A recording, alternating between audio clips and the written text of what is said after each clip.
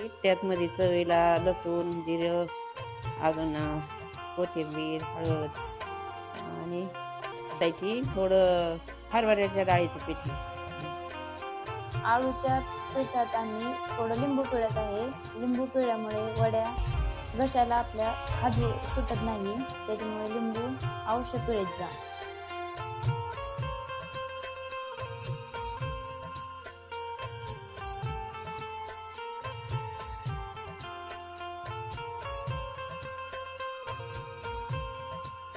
पाणी उकळून घेतलेलं आहे आणि त्याच्यामध्ये अशा वड्या उकळण्यासाठी ठेवलेल्या आहेत.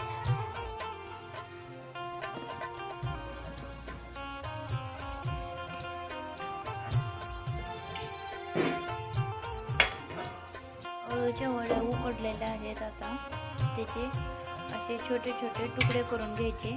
वेगवेगळे तेल आता गरम झालेलं